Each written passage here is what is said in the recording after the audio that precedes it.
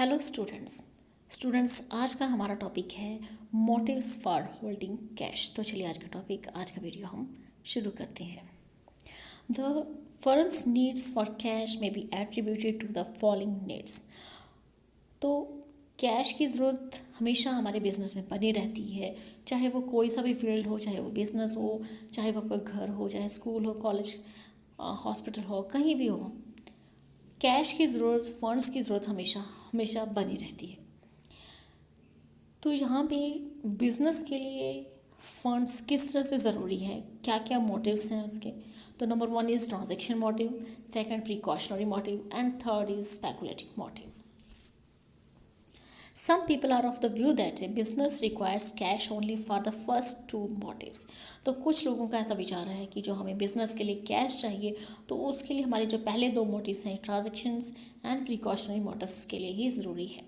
While others feel that speculative motive also remains। लेकिन बाकी others लोग कहते हैं कि हाँ, स्पेकुलेटिव मोटिव भी उतना ही ज़रूरी है जितना कि ट्रांजैक्शन मोटिव या precautionary motive. These motives are discussed as follows। तो पहला मोटिव है students, transaction motive. A firm needs cash for making transactions in the day to day operations. तो बिजनेस में कई तरह के डे टू डे ट्रांजैक्शन होती हैं, डेली काफ़ी सारी ट्रांजैक्शंस होती हैं, काफ़ी सारी पेमेंट्स होती हैं। The cash is needed to make purchases, pay expenses, taxes, dividend etcetera. तो कैश की ज़रूरत हमें परचेजेस करने में भी लगती है, काफ़ी छोटे छोटे बड़े बड़े एक्सपेंसेस हमें पे करने होते हैं, टैक्सेस पे करने के लिए ज़रूरत होती है, डिविडेंड पे करना होता है। The cash needs arise due to the fact that there is no complete synchronisation between cash receipts and payment. तो कैश की ज़रूरत किस तरह से अराइज होती है, क्योंकि यहाँ पे किसी तरह का कोई बैलेंस नहीं है, आपको कितना कैश कहीं से रिसीव होगा या कितनी पेमेंट्स आपकी होगी। Sometimes cash receipts exceeds the cash payments और वाइस वर्सा। कई बार आपके पास जो कैश की रिसीट्स होती हैं, कैश आपको रिसीव होता है कहीं से तो काफ़ी ज़्यादा होता है या ठीक होता है कैश पेमेंट्स के, लेकिन कई बार उल्टा भी हो जाता है कि आपकी पेमेंट्स बहुत ज़्यादा हो जाती है लेकिन कैश जो आपको रिसीव हुआ है वो बहुत कम मात्रा में होता है। The transaction needs of cash can be anticipated because expected payments in near future can be estimated. तो ट्रांजैक्शन नीड्स ऑफ कैश, अगर हमने कोई ट्रांजैक्शन करनी है और उसके लिए कैश की हमें ज़रूरत है तो इसका अनुमान हम कहीं ना कहीं लगा लेते हैं, क्योंकि हमें अंदाज़ा रहता है कि आने वाले टाइम में हमें कौन कौन सी कैश पेमेंट्स करनी होगी। द रिसीट्स इन फ्यूचर में ऑल्सो बी एंटिसिपेटेड। लेकिन जिस तरह से हम अपनी पेमेंट्स का अंदाज़ा लगा लेते हैं कि हमें आने वाले टाइम में इतनी पेमेंट्स करनी होगी, इतनी अमाउंट की पेमेंट हमारी होगी, तो उसी तरह से हम कैश रिसीट्स को भी एस्टिमेट कर सकते हैं कि हमें कहाँ कहाँ से कितना कैश मिलेगा। लेकिन जो हमारी एक्सपेक्टेशन होती है कि हमें इतना कैश कहीं से मिलेगा, इतने टाइम में मिल जाएगा, ये ज़रूरी नहीं है कि वो डेफिनेटली ऐसी हो। कई बार ऑपोजिट हो जाता है, जहाँ से हमें पेमेंट्स मिलनी होती है, रिसीट्स मिलनी होती है, कैश रिसीव होना होता है, वहाँ से अचानक हमारा कोई कस्टमर मना कर देता है कि अभी मैं पे नहीं कर सकता, लेट पे करूँगा लेकिन अभी नहीं पे कर सकता। तो ऐसे काफ़ी सारे चीज़ें होती हैं कि हमें टाइम से कैश रिसीव नहीं होता। If more cash is needed for payments and receipt. लेकिन अगर हमें पेमेंट करने के लिए काफ़ी ज़्यादा कैश चाहिए एज़ कम्पेयर टू रिसीट्स हमारे पास कम है, कैश रिसीव जो हमने किया वो कम है, लेकिन जो पेमेंट्स हैं उसके लिए काफ़ी सारा हमें कैश चाहिए, तो इस तरह की सिचुएशंस अराइज होते हैं। It may be raise through the bank draft. तो इसके लिए हम बैंक ओवरड्राफ्ट का इस्तेमाल कर सकते हैं।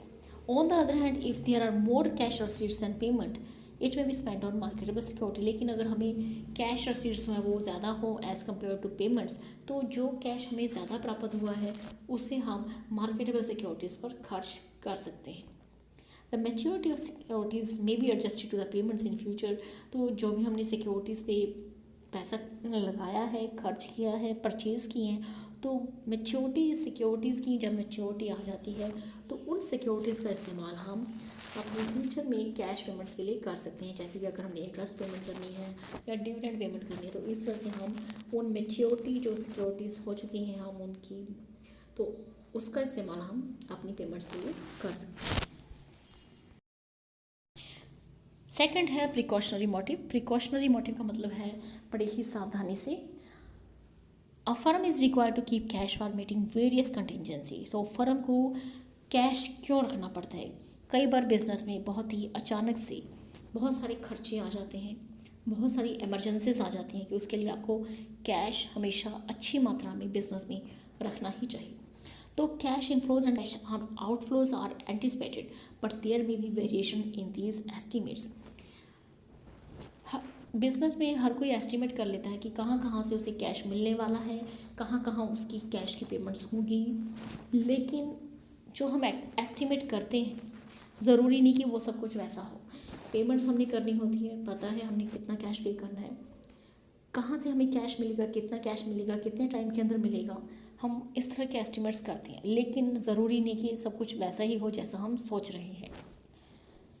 For example, a debtor who was to pay after 7 days may inform of his inability to pay. मान लीजिए कि कोई आपका डेटर है, कोई कस्टमर है जिसको हमने उधार माल बेचा था, वो 7 दिन के बाद आपको पेमेंट करने वाला था, लेकिन उसने फ़ोन कर आपको बोल दिया कि जी मैं अभी पैसा नहीं दे सकता, ऐसी मेरी फाइनेंशियल कंडीशन ठीक नहीं है। तो कई बार ऐसा होता है कि कुछ जिन डेटर्स को हमने सामान बेचा होता है वो टाइम से पहले ही आपको फ़ोन में मना कर देते हैं कि अभी मैं पेमेंट नहीं कर सकता, मैं 6 महीने बाद करूँगा, 4 महीने बाद करूँगा या अगले महीने करूँगा, इस समय मैं पेमेंट नहीं कर सकता। तो ऐसे केसेस होते हैं कि जिनको हमने पैसा दे रखा होता है वो हमें पैसा वापस करने के लिए मना कर देते हैं। On the other hand, the supplier who used to give credit for 15 days may not have the stock to supply। और अगर कहीं से हमने किसी सप्लायर से मटेरियल परचेज करना हो, a supplier who use to give credit for 15 days, जिससे हमने सामान खरीदना था 15 दिन के लिए, तो कई बार वो इन्फॉर्म कर देते हैं कि अगर आपके पास कैश नहीं है तो हमारे पास स्टॉक नहीं है। वो ये कह देते हैं कि हमारा जो स्टॉक था वो ख़त्म हो चुका है, तो इस तरह से हम आपको माल सप्लाई नहीं कर सकते। He may not be in a position to give credit at present, और वो आपको पैसा उधार नहीं दे सकता, सामान उधार नहीं दे सकता। In this situation cash receipts will be less than expected and cash payments will be more. तो ऐसे केसेस में क्या होता है कि जो हमारी कैश रिसीट्स होती हैं, जो हमें कैश प्राप्त हो रहा होता है वो काफ़ी ज़्यादा कम होता है, लेकिन जो कैश पेमेंट्स होती हैं वो काफ़ी ज़्यादा हो जाती हैं। As purchases may have to be made for cash instead of credit. Such contingencies often arise in business. तो ऐसी कंडीशंस, ऐसी इमरजेंसीज, कंटीजेंसीज, अचानक से बहुत ज़्यादा खर्चा बिजनेस में बना रहता है। A firm should keep some cash for such contingency or it should be in a position to raise finance at a short period। तो बिजनेस को, फर्म को, कंपनीज को हमेशा तैयार रहना चाहिए कि ऐसी कंटिजेंसीज, अचानक से बहुत ज़्यादा खर्चे आ जाएं तो उसे अपनी एक पोजीशन मेंटेन रखनी चाहिए कि कुछ भी ऐसा हो तो वो बंदोबस्त कर सके, फाइनेंस बहुत ही कम समय में इकट्ठा पैसा कर सके। The cash maintain for contingency needs is not productive और इट मीन्स आइडल। तो जो कैश हम कंटिजेंसीज के लिए रखते हैं ज़रूरी नहीं कि वो बहुत प्रोडक्टिव हो और बेकार पड़ा रहे। However, such cash may be invested in short period or low risk marketable security। तो अगर हम इस तरह का कैश अपने बिजनेस में रखते हैं या तो आप उसे कम समय के लिए लो रिस्क मार्केटेबल सिक्योरिटीज़ पर इन्वेस्ट करते हैं which may provide cash as and when necessary.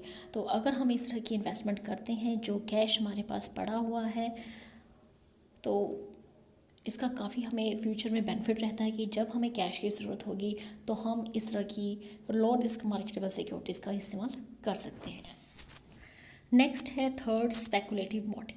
The speculative motive leads to holding of cash for investing in profitable opportunities as and when they arise. तो speculative motive जो है हमारा cash का, वो किससे डील करता है? वो डील करता है कि हमें हमेशा अपने बिजनेस में अच्छा कैश रखना चाहिए, अच्छी मात्रा में कैश होना चाहिए कि अगर हमारे बिजनेस में किसी भी तरह की कोई हमें एकदम से प्रॉफिटेबल अपॉर्चुनिटीज़ आती हैं तो वैसे हमारे पास उसमें इन्वेस्ट करने के लिए एक हमारे पास अच्छी मात्रा में कैश होना चाहिए।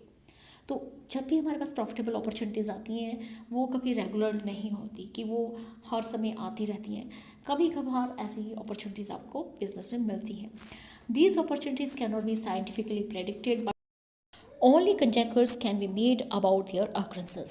तो ऐसी अपॉर्चुनिटीज़ को हम कभी साइंटिफिकली प्रेडिक्ट नहीं कर सकते, लेकिन सिर्फ एक एस्टिमेट्स उनके होने का कर सकते हैं। For example, the prices of shares and securities may be low at a time with an expectation that these will go up shortly.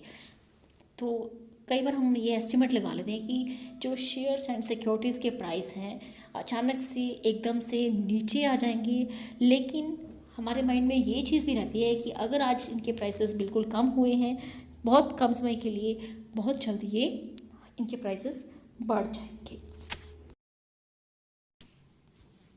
The prices of raw material may fall temporarily and a firm may like to purchase at these prices। तो कई बार क्या होता है कि जो raw material हम अपनी factories में यूज़ करते हैं उनके प्राइसेस अचानक से कम समय के लिए नीचे आ जाते हैं, और उस समय पे फैक्ट्रीज क्या करती हैं, फर्म क्या करते हैं कि उस रॉ मटेरियल को कम से कम दाम पे खरीदना चाहती है।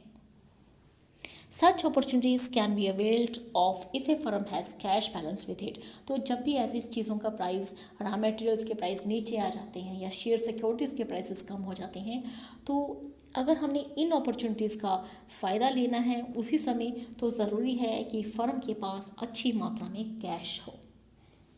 These transactions are speculative। तो ऐसे ट्रांजेक्शन्स को हम स्पेकुलेटिव कहते हैं because prices may not move in direction in which we suppose them to move. तो ऐसे केसेस में क्या होता है कि हम ये इमेजिन नहीं कर सकते कि प्राइस किस डायरेक्शन में मूव करेंगे, और हम एस्टिमेट भी नहीं कर सकते। The primary motive of a firm is not to indulge in speculative transaction but such investments may be made at times.